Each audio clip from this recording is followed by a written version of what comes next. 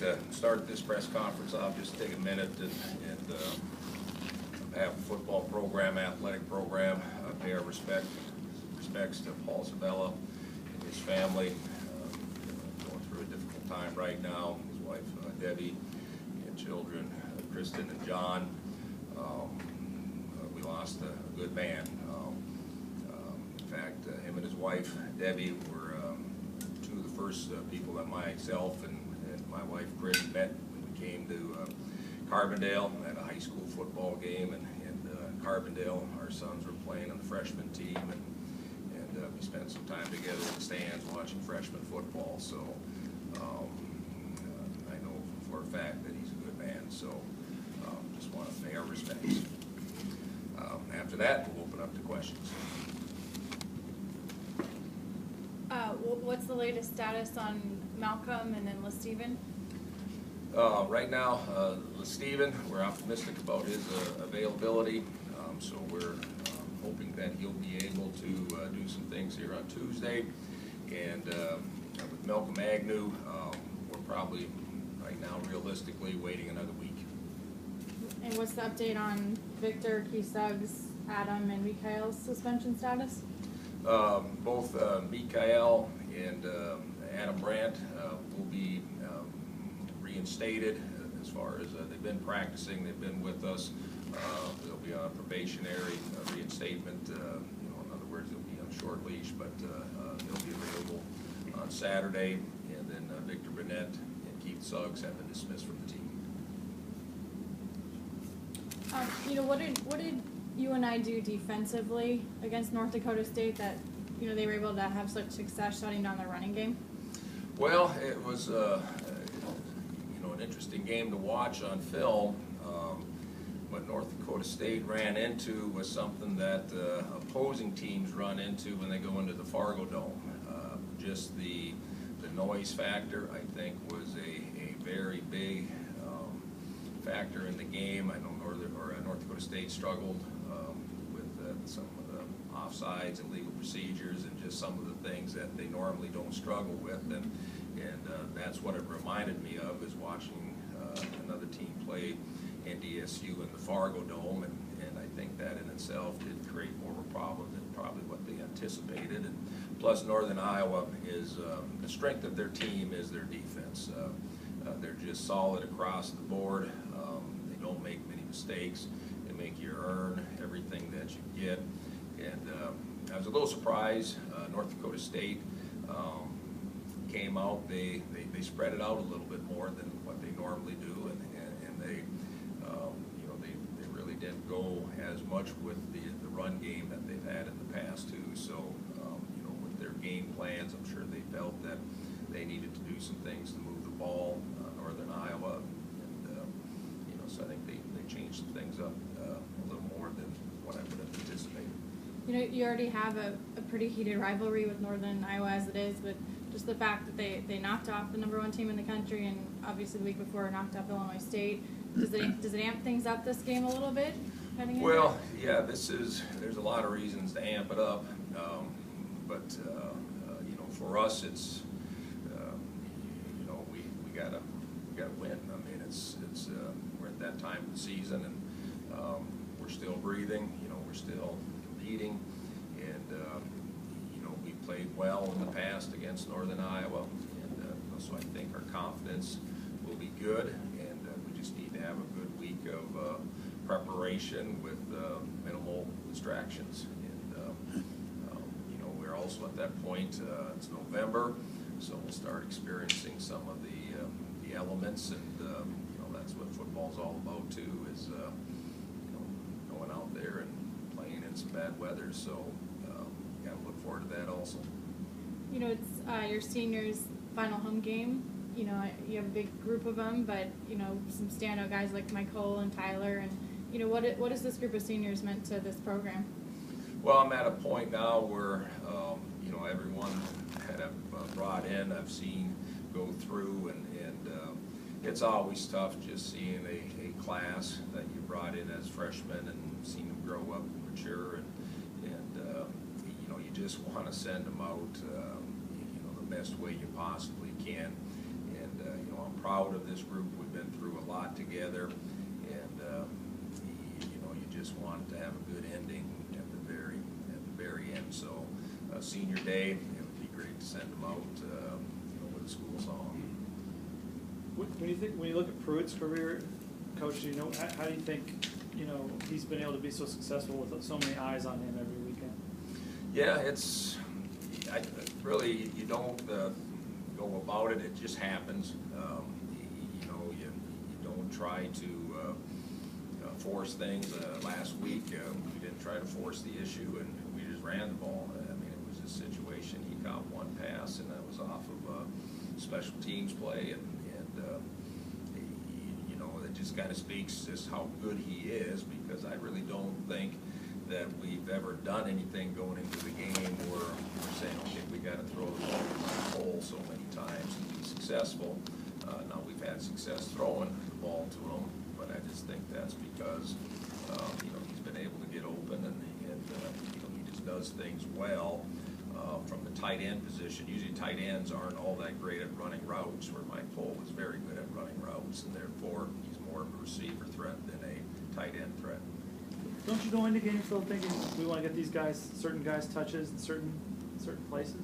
Well, you go in, and ideally, I'd like to say, okay, we're going to have 5 catches for, you know, but it doesn't work that way. You know, it's the other team has a say in this. So, but yeah, you go in and you have your progression reads, you have your concepts, you have your things that you. But again, you don't have that much control when the play, when that ball is snapped. A lot of things are going on, and you know, and that's what the quarterback's been trained to do. Without thinking much, he has to know immediately what his next read is or his next action is, so that we can be successful. And like I said, you just don't quite have as much freedom as you think you do, where you're saying, okay, Mike Cole's going to catch 6 passes this game, and that's our game plan. You know, it's not going to work that way. So you would say, did Missouri State do something to keep Michael from running his routes, or why did he only get one catch? I mean, were they covering differently, or? I think we ran the ball about 60 times. Oh, okay. Okay, you know, the run game was working. And, so he was blocking, basically. Oh, he did a great job blocking. Yeah. And in fact, you know, this will be a game that the pro scouts will want to, you know, you talk about, you know, making a statement, and now everyone thinks that you got to catch the ball to make a statement, but, you know, he was blocking from the fullback position. He was blocking from the tight end position. He had a pretty good game overall, just with his blocking skills. So I thought that was, the scouts are going to notice that. You ran a two tight end set a lot then during last game, right? Yep. Is that my? Yeah. And are you planning on doing that against you and I'm I? not going to tell our game plan. You keep asking what we're going to do, and I'm never going to give you the answer. So I say yes.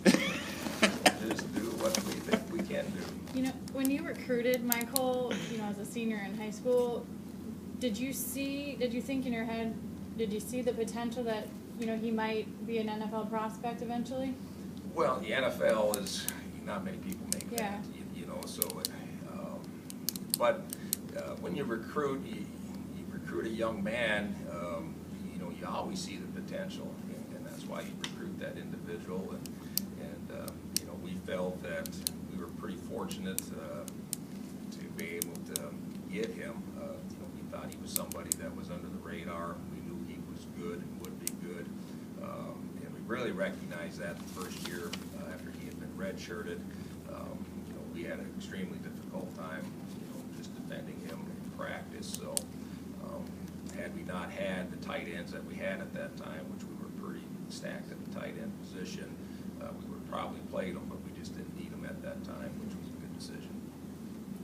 When you look at the film, Coach, Northern Iowa's defensive line, what stands out to them, specifically about Williams and O'Brien, how they move them around? Yeah, well, you know, Xavier Williams, I think, is one of the best defensive linemen at the FCS level.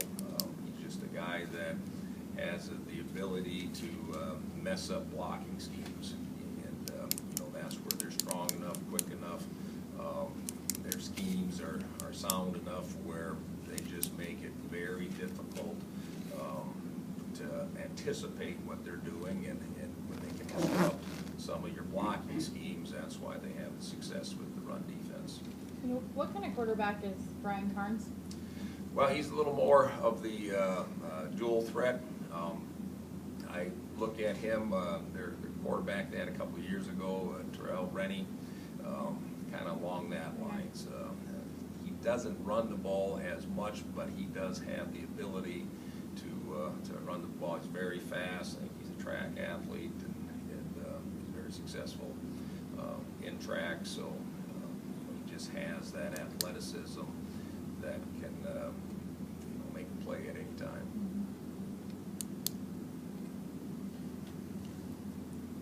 Do you think that you will see Sawyer, their other quarterback, very much this game? Or sorry, Cole Morgan. Yeah, I think he's a good quarterback too. Now he, Cards has started the last 2 games, and those have been big games for him. So I think if for some reason they think they need to change their game plan up, then I think there's a good chance that we'll see Cole Morgan. But right now, I think they'll stick with what's been working. did Northern Iowa change their game plan to fit Carnes? In other words, did they run more read options or something than they did with the other guy? When you watch the film, there's not a whole lot of different. I mean, their game plan's around number 7, David Johnson. Right. So they want to get him the ball both by handing it off and by throwing. He's also a very dangerous receiver that you need to be aware of. Now, by adding the other dimension of a quarterback being a threat, then they've made me worry about one more thing defensively. So I think that's why Carnes is a little more attractive to them right now, just because he's a good complement to David Johnson and might be force teams to keep one guy out of the box just to keep the eye on Carnes. You said after the game that you thought Cameron Walter got better as the game went along. What adjustments did you see him make? Well, it's not an adjustment, it's a mentality. Running backs, I've always, and I grew up being a running back, so I just loved watching the great ones, and the running backs that got better as the game progressed, just kept getting tougher, finding ways to get that extra yard, where a running back at times can even wear down a defense. That's a little bit of what I saw in Cameron Walter. He got more and more confident as the game progressed. He was making cuts, he was keeping his feet, he was breaking tackles.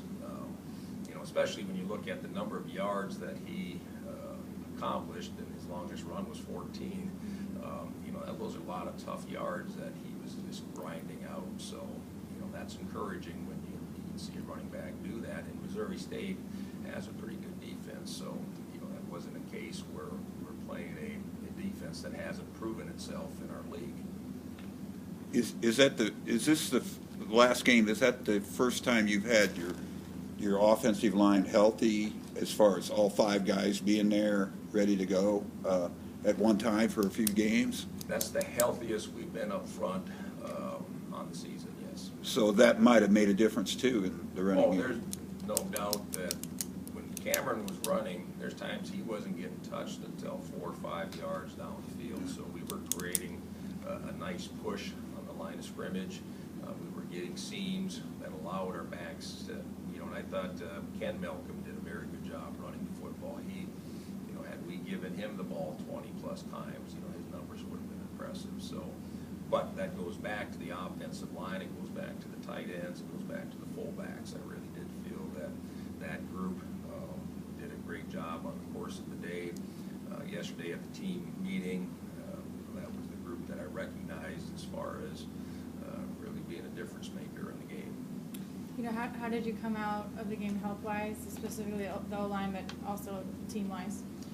Yeah, the health, again, we'll kind of see more as the week progresses.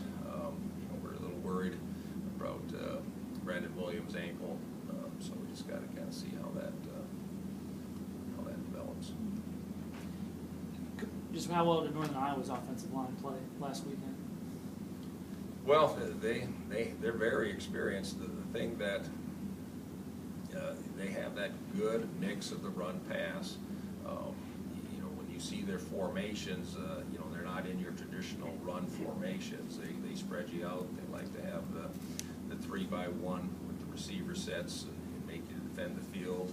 I think the strength of their talent base, they got 4 receivers that are extremely talented and capable. So, you know, a lot of the yards that you know, David Johnson does get is going to be more from a spread set than anything else. So it's a little deceiving in how he gets his yard, but a lot of it's he breaks a lot of tackles. You know, that's the one thing that he's really good at, is breaking the tackles. When their offensive line gets to the second level, and then he does everything after that. And they've really turned the keys over to him as far as the amount of carries he's getting. How do you try to take him away while watching those experienced receivers as well? Well, it's you gotta be assignment sharp. You just gotta make sure your gaps are covered, and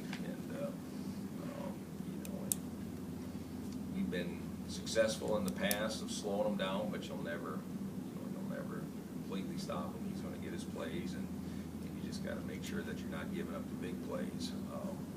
That's the one thing. Last week, I thought we did a very good job. The longest run that we gave him defensively was a 12-yard run, and when you're limiting teams that they're just not getting big run plays on you, that usually bodes pretty well for you defensively. So that'll be a big key for us. Anything else? We good? Thanks, Coach.